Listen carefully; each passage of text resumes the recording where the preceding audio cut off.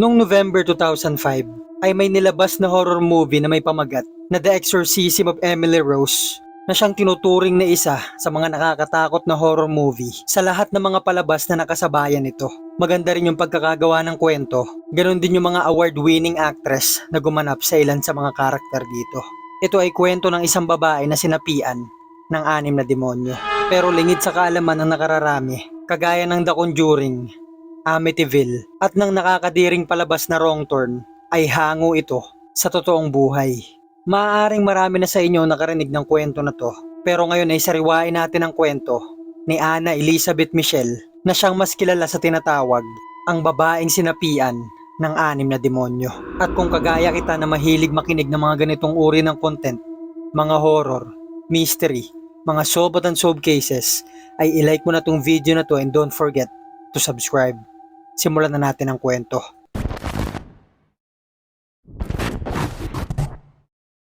Noong September 21, 1952, pinanganak si Anna sa Leibelfing sa Bavaria, West Germany. Lumaki siya sa simple at masayang pamilya, pero yung mama niya ay palagi silang pinipilit na magsimba 2 beses sa isang linggo. Masyadong istrikto yung mama niya sa pananampalataya dahil gusto niyang lumaki yung mga anak niya na malapit sa Diyos. Hindi naman ito nakakagulat sa mga pamilyang nakatira sa Germany dahil 70% ng populasyon nila noon ay mga Katoliko. Ang matinding paniniwala naman nila noon ay hindi lubusang mapapatawad ang kasalanan ng isang tao sa ganang sarili niya lang paghingi ng tawad, kundi kakailanganin ito ng tulong ng ibang tao. Kumbaga, kailangan mong ipanalangin yung ibang tao na patawarin sila sa mga kasalanan nila para lubusan silang mapatawad. Na hanggang ngayon ay paniniwala pa rin ng Katoliko sa doktrina nila tungkol sa purgatorio na palaging ipagdasal yung mga kaluluwang nandito para makalampas sila at makarating sila sa langit. Bagay na matibay at matinding pinaniniwalaan ng mama ni Anna. Tuwing taglamig ay pinatutulog sila magkakapatid sa sahig. Dito sila kumakain, lumuluhod, nagdadasal at natutulog na walang gamit na kahit anong sapin. Sa gayon, sa pagsasakripisyo nila ay napapatawad naman yung ibang tao sa mga kasalanan nila. Nagkaroon ito ng malaking impact habang lumalaki silang magkakapatid. Nagdulot ito sa kanilang maging relihiyoso kagaya ng mama nila. Si Anna ay kilala sa eskwelahan bilang makadiyos, mabait, matulungin at matalino. Bagay na proud yung mga magulang niya. Noong 1968, habang nasa school si Anna, 16 years old siya nung taon na to, ay bigla na lang siyang nawalan ng malay. Kaya naman yung mga kaklase niya ay lumapit sa kanya, tinutulungan kung ano nangyari dito. Hanggang sa dumating na yung ibang teacher at nakita nilang nanginginig at nangingisay yung katawan nito ni Anna. Makalipas ang ilang minuto ay huminahon naman ito at nagising siya. Pero hindi niya maalala kung ano nangyari sa kanya. Sabi ng mga teacher sa magulang nito ay baka merong epilepsy si Anna. Pero ang sabi ng mga kaklase nito na sila nakasaksi ng buong pangyayari, ang sabi nila ay hindi epilepsy yung nakita nila. Dahil nakita nilang gising si Anna, nangingisay nga yung katawan nito. Pero pag kinakapitan siya, nagre-react siya na parang lumalaban siya. May isang estudyante pa na nagsabi na nakatitig daw ito sa kanya habang nakangiti. Pero si Anna, wala siyang maalala sa mga pangyayari na to. Sabi ng mga magulang niya ay ipapa-check up siya, pero sabi naman nito ay okay lang siya. At nung kinagabihan ng parehong araw na yon, habang natutulog si Anna, ay nakaramdam siya ng bigat na parang may nakaupong tao sa dibdib niya. At kinaumagahan ay nakita niya na lang na basang-basa yung buo niyang kama, na parang naihi siya dito habang natutulog. Sinabi niya to sa magulang niya pero nung una, hindi nila to pinansin. Naging normal naman ang lahat hanggang sa lumipas ang halos 1 taon. Noong August 1969, ay na-experience ulit ni Anna yung parehong pangyayari na nagsimulang manginig yung buo niyang katawan. Nangyari naman to sa bahay nila sa kwarto niya at hindi alam ng mga magulang at mga kapatid ni Anna kung anong gagawin nila sa kanya. Makalipas ang ilang minuto kagaya nung una ay huminahon naman ito pero wala ulit siyang maalala sa mga nangyari. Sa pag-aalala ng mga magulang niya ay pina-check up na nila to. Nag-brain scan sila pero wala sila makita dito na pwedeng pagmulan ng pangingisay niya. Normal naman daw ito at sabi ng doktor baka may seizure lang siya. At dahil hindi naman daw ito madalas mangyari ay pabayaan na lang muna. Matapos ang ilang test kay Anna, nalaman nila na meron pala tong tuberculosis pero hindi ito konektado sa pangingisay ng katawan nito.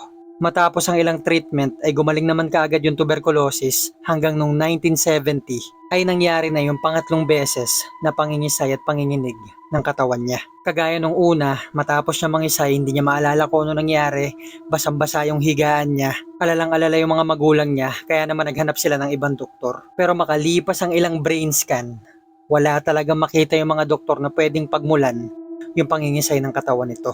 Ang sabi ni Ana, tuwing nangyayari daw to sa kanya, nakakakita siya ng iba't ibang mga kulay, iba't ibang mga tunog. Kaya sabi ng doktor, baka epilepsy nga. Kaya binigyan siya ng gamot na mukhang naging epektibo naman dahil lumipas ang mahigit sa 1 taon ay hindi niya na ulit ito naranasan. Patuloy pa rin siyang umiinom ng gamot kahit wala nang nagiging sintomas. At hanggang nung 1972, sa kabila ng patuloy pa rin siya umiinom ng gamot at mahigit 1 taon na siyang hindi inaatake ng epilepsy, ay nangyari ulit ito. Kagaya nung mga nauna, pina-check up nila to, bin-brain scan, nagsagawa na rin yung iba't ibang doktor ng iba't ibang test. Sa pagtataka nila pati ng mga magulang ni Ana, ay wala talaga silang makitang pwedeng pagmulan nung panginginig o nung epilepsy ng bata. Nung mga panahon na to, nag-aalala na yung mga magulang niya na kung ano bang dapat nilang gawin at kung ano kayang pinagmumulan nung epilepsy ni Ana. At ang ginawa ng doktor dahil mukhang naging epektibo yung unang gamot niya, ay binigyan sila ng panibagong gamot sa epilepsy na mas matapang dun sa nauna. Sa pagtataka naman nilang lahat, imbis na magamot, ay lumala lang ito ng lumala. Naging madalas yung atake ng epilepsy ni Ana, pero dahil sa kagustuhan pa rin itong mag-aral noong 1973, ay nag-enroll pa rin siya sa University of Würzburg para maging teacher. At nung parehong taon na to, ay nagsimula na makarinig si Ana ng mga tunog sa kwarto niya, pero hindi niya malaman kung saan ito nagmumula. Mga tunog ito ng mga katok na kahit yung mga kapatid niya ay naririnig din naman. Kaya't hindi ito hallucination o guni-guni lang ni Ana. Isang beses naman habang natutulog siya, ay naalipungatan siya dahil sa mga bulungang nangyayari dun sa kwarto niya. Hindi niya dinidilat yung mata niya pero alam niyang gising na yung diwa niya ng mga oras na yon. At ang naintindihan niya sa mga bulungan na yun ay, paparusahan ka ng Diyos at dadaling ka niya sa impyerno. At naririnig niya to ng paulit-ulit. Pag dinilat niya naman yung mga mata niya at inikot niya yung paningin niya dun sa kwarto, ay wala naman siya makitang pwedeng pagmulan ng mga bulungan na yun. Sinabi niya naman ito sa mama niya pero ang sabi sa kanya nito ay sabayan niya ito ng pagdadasal na siya namang palaging ginagawa ni Ana. Hanggang sa isang beses, nakita si Ana ng mama niya na nakaluhod ito sa harap ng rebulto ni Mama Mary. Dahan-dahan niya itong nilapitan para sabayan sanang magdasal. Sa kilabot niyang nakita niya yung anak niyang si Ana na nakangiti, itim na itim yung buo nitong mata habang titig na titig kay Mama Mary. Hindi niya alam yung gagawin niya ng mga segundo na yun pero kahit takot na takot siya ay pinilit niyang gisingin yung anak niya. At nung magising ito ay sinabi niya kung anong nakita niya pero walang maalala si Ana sa mga nangyari. At doon na nagsimulang lumala ng lumala yung nararanasan ni Ana. Tuwing lumalabas siya, pumapasok sa eskwelahan, tuwing may nakakasalubong siya mga tao, kahit pa yung mga taong nakasakay sa sasakyan, mga nagdadrive dito, mga kaklase, mga magulang kahit pa yung mga kapatid niya, ay nagbabago yung muka ng mga to at nagiging muka ito ng mga demonyo. Yung iba daw sa mga to ay tinatakot siya, yung ibang iningitian siya, yung iba naman ay sinasabihan siya na mabubulok yung katawan mo sa impyerno. At isang gabi naman habang natutulog na siya, ay nagising siya sa kalagitnaan ng gabi sa hindi niya maipaliwanag na kadahilanan. At nung pagdilat niya at napatingin siya sa dingding ng kwarto niyang nasa paanan niya, ay may napakalaking demonyong nakatayo dito. Kulay itim yung buo nitong katawan, may 7 itong sungay at may 7 korona. At ang sabi sa kanya nito ay tigilan na daw ang paniniwala at pagdadasal sa Diyos dahil wala naman daw itong maitutulong sa kanya. Matapos nito ay wala na siyang maalala. Nung sumunod naman na gabi ay nagising na naman siya sa mga bulungan. Pero ang pakiramdam niya yung mga bulong na yun ay nanggagaling sa loob ng katawan niya. Kaya't ang paniniwala niya yung demonyong nakita niya nung gabi na yun ay nasa loob na ng katawan niya. Lahat ng mga pangyayari na to ay kinikwento ni Ana sa nanay niya. Wala naman sila magawa kundi magdasal dahil yung mga doktor ay wala ring makitang pwedeng pagmulan ng mga to. Isipin na lang natin yung problemang dalahin ng mga magulang ni Ana. Mula din nun ay hindi na ito natutulog sa kama kundi sa sahig dahil ang sabi ni Ana, sa sahig lang daw siya pinapayagan nung demonyo matulog. At dahil hindi na rin ito nakakapasok ng maayos ay pinahinto na nila ito sa pag-aaral. Kinausap nila yung ilan sa mga pari sa lugar nila para sana humingi ng tulong at matulungan yung anak nilang si Ana. Pero ang sabi ng mga pari sa kanila ay ipagpatuloy lang yung pag-inom ng gamot at humingi sila ng tulong sa mga doktor, hindi sa simbahan.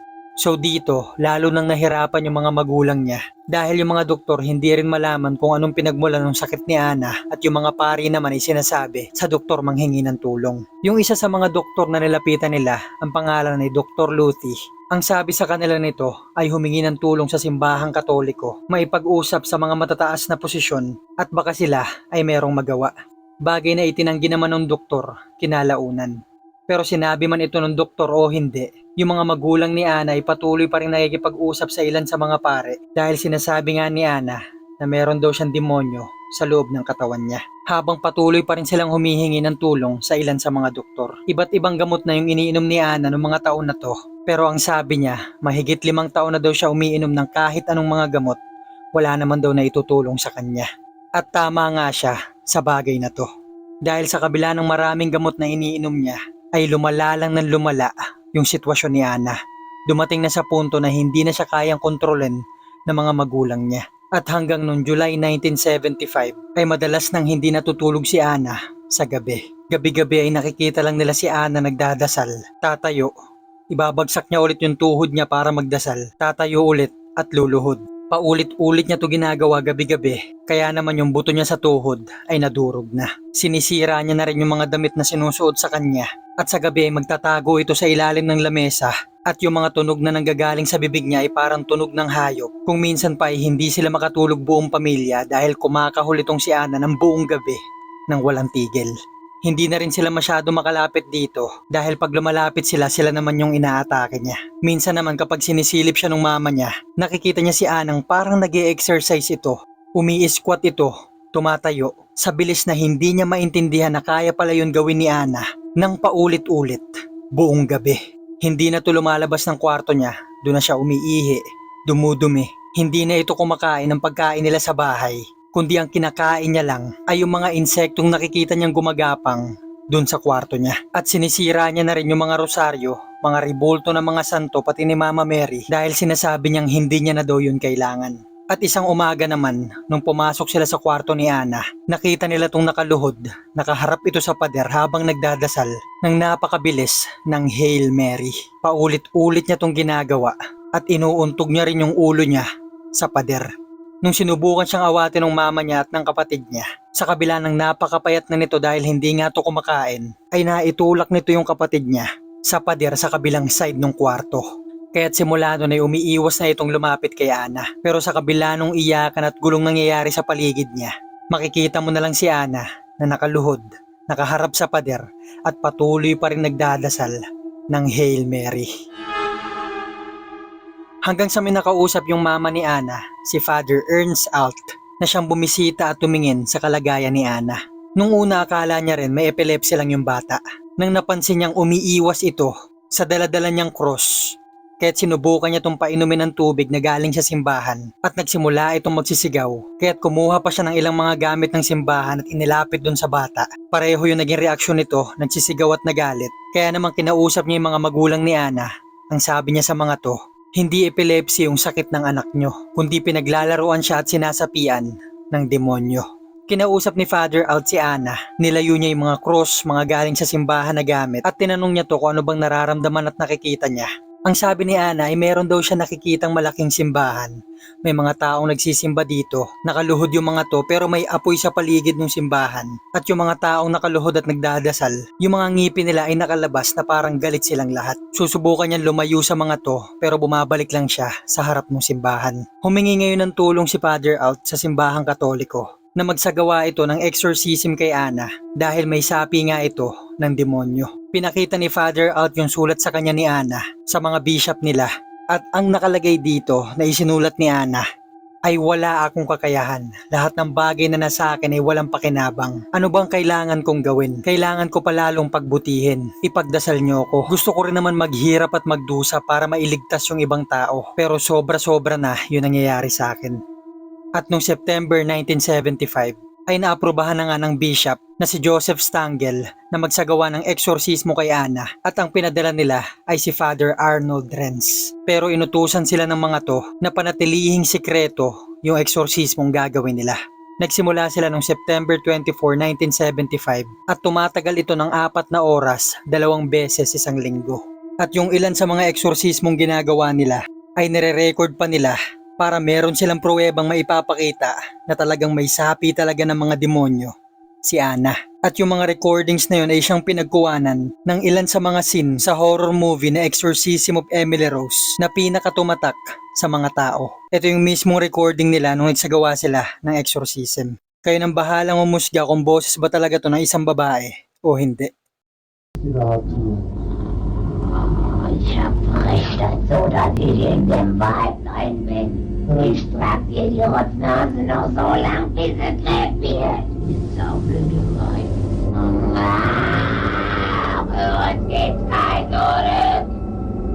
Nie! In alle Ewigkeit! Wer ich, der Judas und der Nero, der Kain und der Hitler. Fünf immer. Das ist der sechste? Oh, den haben wir gelogen. Wer hat diese Züge? Darum.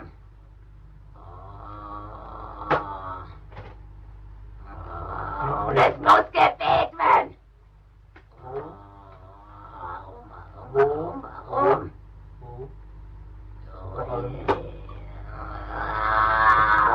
Und in Kirchen. Und in den Familien.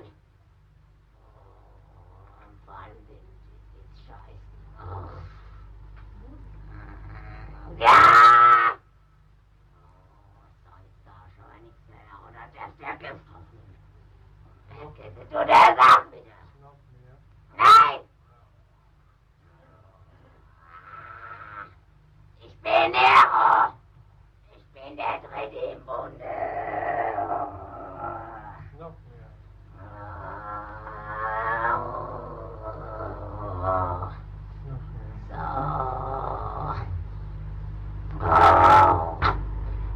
Mit in eine Scheißkassette. Und zwar mit allen zu dem Scheiß gelogen Witzbuschkin. Und dann? Ito ay ilan lang sa mga exorcism kay Ana. Meron pang isang 10 minutes audio recording. Ilalagay ko na lang yung link sa description. Gaya nga ng sabi ko kanina, tumatagal to ng 4 na oras, 2 beses sa isang linggo sa loob ng 10 buwan na tuloy-tuloy. Sa loob ng 10 buwan na yon ay hindi na siya kumakain dahil sinasabi niya pinagbabawal siyang kumain ng mga demonyo. Hindi na rin sila nagpapapunta ng mga doktor, hindi na siya pinapainom ng mga gamot, kundi umaasa na lang sila sa eksorsismo para pagalingin si Ana. Pero hati pa rin ang opinyon ng mga tao, maraming hindi naniniwala na may sapi talaga to ng demonyo. Pero may isang pangyayari na nagbago sa paniniwala ng ilan dahil may binanggit na pangalan itong si Ana habang sinasapian siya. Pangalan na halos imposible niyang malaman. So kagaya nga ng alam natin, sinasabi ni Ana na may 6 na demonyo daw na sumapi sa kanya. Isa na nga dito si Cain o Cain na siyang pumatay sa kapatid niyang si Abel, silang mga unang anak ni Eva at Adan. Sumunod dito si Judas na gaya ng alam natin na siyang nagtaksil noon kay Jesus at nagpakamatay sa pagbibigti. Isa pa dito si Hitler na siya nangunguna sa Nazi noon na silang pumatay sa halos 6 na milyong Hudyo mula 1933 hanggang 1945. Isa pa dito si Nero na isa sa mga naging emperor noon sa Roma na namuhay noon pang 68 AD. At ang isa naman dito ay si Lucifer na gaya ng alam natin na siyang ang tinuturing na demonyo. At yung isang pangalan na nabanggit ni Ana na sinasabi niyang isa sa mga nakasabi sa kanya ay si Valentin Fleischmann. Si Valentin ay naging pare ng simbahang Katoliko mula 1572 hanggang 1575. Pero tinanggal siya sa pagiging pare dahil sa maling pamumuhay nito. At sinasabing tumira ito sa Bavaria, Germany, kung saan tumira yung pamilya nila Ana. Kaya't nagtaka yung ibang mga tao, pati yung mga pari noon, ay hindi na nababanggit yung pangalang Valentin Fleischmann. Matagal na panahon na ang nakalilipas. Nakasulat man yung pangalan nito sa kasaysayan ng simbahan. Pero wala sila makitang dahilan para malaman ni Ana kung sino to. Dahil ultimo mga magulang ni Ana, kahit pa yung ilan sa mga pare nung taon na yon, ay hindi pa naririnig o nakikilala kung sino si Valentin. Kaya naman maraming mga tao ang nakumbinsi at naintriga na mukhang may sapi nga talaga si Ana. Yung ilan naman sa mga pari ngayon ay naniniwalang isang demonyo lang talaga ang nakasapi kay Ana. Yun ay si Lucifer at nagpapanggap lang itong 6 na demonyo. Dahil hindi naman tinuturing na demonyo sina Judas, si Hitler, si Nero, si Valentin at si Cain. Kundi ginagawa lang ito ni Lucifer para paglaruan si Ana maging yung mga pare. At hanggang nung June 30, 1976 ay nagsagawa ulit ng eksorsismo sila Father Renz. Ito ay ika-67 beses na sa loob ng 10 buwan na tuloy-tuloy na hindi nakakakain ng maayos si Ana. Limitado rin yung tubig na iniinom niya. Hindi na rin siya nakikipagkita sa mga doktor dahil yun yung hiling niya. At hanggang nung sumunod na araw nung July 1 ay natagpuan na lang nila si Ana na wala ng buhay. 23 taong gulang pa lang siya nun at ang timbang niya ay 30 kilo lang. Nangingitim yung paligid ng mata dahil sa kakulangan sa tulog. Basag din yung mga buto niya sa tuhod dahil sa tuloy-tuloy na pagluhod nito. Ang kinamatay niya ay malnutrition at dehydration, kakulangan ng sustansya at ng tubig sa katawan. Nung namatay si Ana ay umingay yung kwento na to sa buong Germany dahil kung bakit pinayagan nilang mamatay yung bata sa ganong sitwasyon. Na kung tutuusin, kung dinala nila to sa ospital, maaaring napahaba pa yung buhay ni Ana. Umabot sa korte yung kaso na to na yung mga magulang ni Ana, si Father Arnold Renz pati si Ernst Out ay nasintensyahan ng homicide 3 taong pagkakakulong dahil pinabayaan lang ng mga to na mamatay si Ana sa kabila ng may magagawa naman sila para mabuhay to. Pero binago rin ng korte yung sintensya na yun, pinagbayad na lang yung simbahan at hindi na sinama dito yung mga magulang ni Ana dahil masyado na silang maraming pinagdaanan. Hanggang ngayon ay hati ang opinyon ng mga tao, depende sa paniniwala. May sapi nga ba talaga ng demonyo si Ana? O isa lang talaga tong mental health problem? Na kung dinala siya sa ospital at dito ginamot, maaaring humaba pa yung buhay ng bata dahil dito, pipilitan siyang kumain at uminom ng gamot na maaari pang ang magpagaling sa kanya. O kaya naman, si Ana Elizabeth Michelle ay naging biktima lang talaga ng mali at hiduwang paniniwala.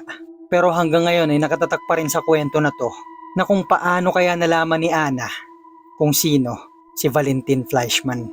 Mag-iwan na lang kayo ng comment kung ano masasabi nyo sa kwento na to. Salamat nga pala sa mga nagsasuggest ng iba't ibang kwento pero wala pa akong balak gumawa ng kwentong galing sa Pilipinas. Dahil ang gusto ko sana yung mga content dito ay yung mga kwentong hindi pa naririnig ng mga Pilipino.